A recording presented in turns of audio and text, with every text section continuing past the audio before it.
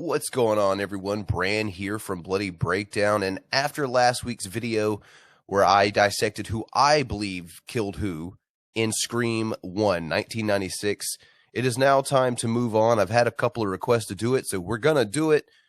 Who killed who? Scream 2, 1997. Let's go.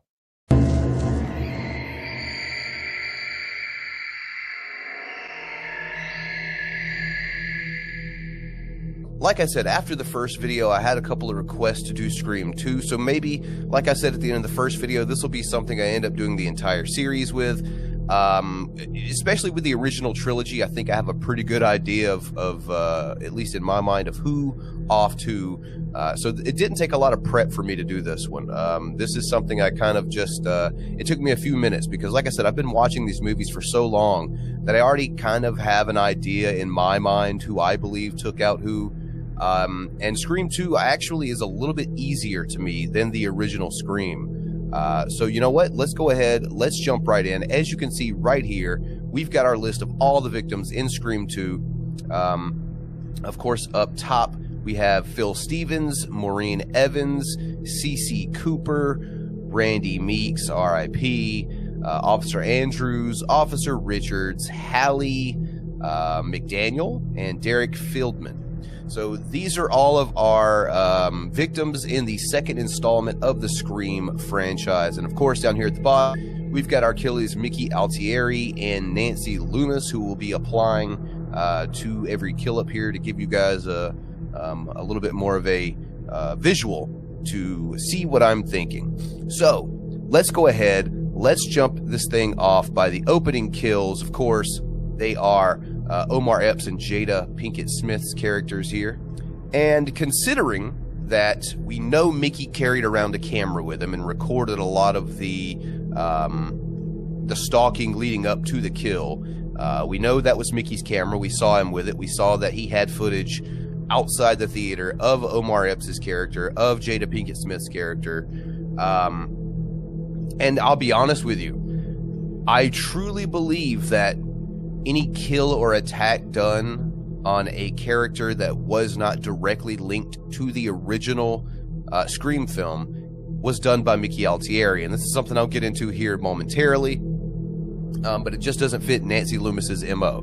So for the purposes of, you know, not only having the strength to stab someone through a partition, which is already difficult enough, I would assume, in a restroom, middle-aged Mrs. Loomis, I'm not sure, is going to be the one doing that. Combined with all the other evidence that I have here, I believe that our opening kill for Phil Stevens is none other than Mickey Altieri. I also feel like, speaking of opening kills, going into Maureen Evans' kill here, was obviously the same person, in my estimation, who made that opening kill, the first kill, who came back, sat with Maureen. I'm pretty sure, you know, she's touching on this person. She, you know, when they come back to the seat, I'm pretty sure she'd realize if they had became a whole lot smaller. Mickey looks like he's about the same size as Phil Stevens. So going with all of these things, I think that it is reasonable to say, once again, that Mickey is responsible for both of the opening kills in Scream 2. And once again, like I said, as this goes on, you're going to see that I believe Nancy Loomis, Debbie Salt, whatever you like to call her, her intentions were more geared toward the people who had something to do with the original Woodsboro murders. So keep that in mind as I'm doing this list. Now, let's move on to Sarah Michelle Gellar's character, CeCe, or Casey Cooper, who, I got to be real with you, I think that we're going for a three-peat here. I'm also thinking Mickey with this one as well. Not only did she contradict him in class when they were having the sequel discussion, something Mickey's obviously kind of, let's say, out to prove wrong. She was heavily against him. And once again, we do see in the scene leading up to CeCe's death that one Ghostface is on the phone with her, and one Ghostface is actually sneaking into the house is actually getting ready to commit the murder. Now, I honestly believe that Nancy Loomis could have been doing a lot of the could have been doing the calling here in this opening, or excuse me, here in this kill scene specifically. But I think once again that we're looking at Mickey Altieri being the murderer here. I know a lot of people feel like this could have been Nancy because Mickey's at the party. I feel like he could have easily slipped away with all those people there. I don't think that would have been much of an issue. But Nancy already being there, I think that has more to do with the phone call than anything else. But I just don't see, once again, the middle-aged woman who's already gone out and got a pre-made serial killer to do all the killing for her, essentially, to be out here, you know, throwing Sarah Michelle Gellar through the glass, lifting her up, hoisting her over, throwing her. I just really don't see it. It seems more like a thing that Mickey would want to be able to do, you know, setting up his sequel, blaming the movies, especially these first three characters, because they're identically, you know, copycat killings verbatim with their name, you know, things of that nature. So if you look at their motives, I think it's a little bit more obvious who offed who. Now for a combo breaker, because as we all know, Mrs. Loomis did take credit for the very unfortunate death of Randy Meeks. Between him and Dewey, and maybe to a lesser extent Cotton, some of the deaths that I felt the most here in this series. So let's go ahead and give the devil her due. Nancy Loomis here, responsible for the death of Randy Meeks. She admits as much in her monologue at the end of the film, and it goes along with my theory and what I think. I can't just call it my theory. I think a lot of people have this theory, especially if they listen to what she said. You know, because not only did she actually kill Randy, you won't see this here in this list, so I'll go ahead and talk about it now. The Dewey attack was definitely Nancy. That took place during a chase scene where she was trying to kill Gale, all people that were involved first Woodsboro killings. So I think that continues my theory here that Nancy Loomis was only after the survivors or anyone that had anything to do with Woodsboro, anything that had anything to do with her son. Whereas Mickey is more or less trying to recreate the events of the first film and blame the movies. So now we move on here to Officer Andrews and Officer Richards. They die fairly quickly back to back. Honestly, so does Hallie. So it looks like the person who is responsible for one of these deaths would be responsible for all of them, and that is indeed my idea in this as well.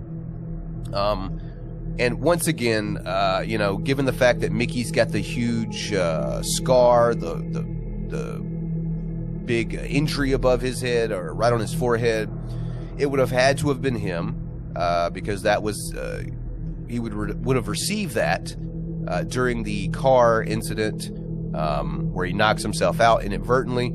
So I think it goes without saying, honestly, in this one as well, that Mickey Altieri is responsible for not just the death of Officer Andrews, but he is also responsible for the death of Officer Richards. And with that said, he would also be responsible for the death of Hallie McDaniel. Now, why would I say that? At this point, Nancy has, like I said, she's damn near taken out Dewey. She's got Gale on the ropes and is kidnapping her to bring her to the final scene, the third act of the film. So she's pretty busy at that point. She'd been, you know, trying to take out Dewey and Gale and set everything up for this ending. So once again, I think we are very lopsided here in Scream 2 thus far. You know, very much so. What are we, 6-1 at this point? I think, and honestly, I think it goes without saying that Mickey did a lot of the heavy lifting. I think that Nancy Loomis knew that she was a middle-aged woman. She wasn't going to be able to do this all by herself. You know, she took a cue from her son, found a partner to sell out in case she got caught. But what she did smarter, in my estimation, than what her son does was she found a partner who was a already made serial killer. Somebody who was already on day one for prime time, so to speak. So that leaves only one more confirmed death in the film, that being the death of Derek Fieldman. And we see his death on screen. We see that he is indeed shot in his chest in a very Jesus-like way up on that cross, or whatever it was, by Mickey Altieri. We see it go down. We know it happens. So at the end of the day, this is my list. This is how I see that it goes. Mickey Altieri with 1, 2, 3, 4, 5, 6, 7 kills, and Nancy Loomis with 1. Now, I think it would have been more. You know, she damn near took out Dewey for the second time. You know, she kind of inadvertently almost took out Gale, too, by shooting Mickey, who then shot Gale. If it hadn't been for Cotton, it looked like Mrs. Loomis would have gotten Sidney. What this is really a case of is the characters that Nancy Loomis was after were the characters that weren't so expendable. And I think that's why at the end of the day she got the lower body count. You know, she got Randy, still hurts, almost got Dewey, almost got Gale, technically almost got Sid.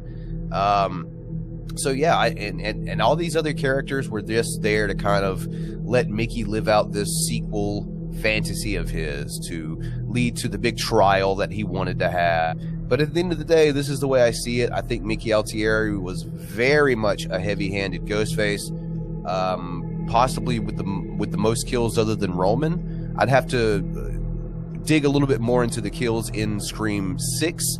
That's the only movie I'm not really 100% on. I think there's maybe some things in 4 that I'm a little iffy about between Jill and Charlie. But other than that, I think Mickey, other than Roman, especially if you go with the one killer theory in Scream 3, definitely has one of the higher body counts of the entire series. So there it is, folks. I want to know what you all think. Leave me your thoughts down below. Do you think I got this right? Do you think I got it wrong? Let me know who you think killed who in Scream 2 back in 1997. Give me your lists. And while you're there, check the description section. A couple of links to follow me on Twitter. Support the channel if that's something you'd like to do. And speaking of supporting the channel, if you haven't already, because I know a lot of people that watch these videos are not subscribed. So hit that subscribe button, turn on notifications if you really dig what I'm doing here at Bloody Breakdown. Leave me a like. And with that said, I'm Brand from Bloody Breakdown. This has been who I believe killed who in Scream 2. And keep your eyes peeled because we're going to keep doing this. Scream 3 will be next.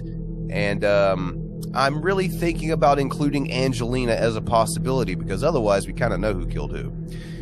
So yeah, anyway, I'm Brand from Bloody Breakdown. Thank you all for joining me, and we'll catch you all next time.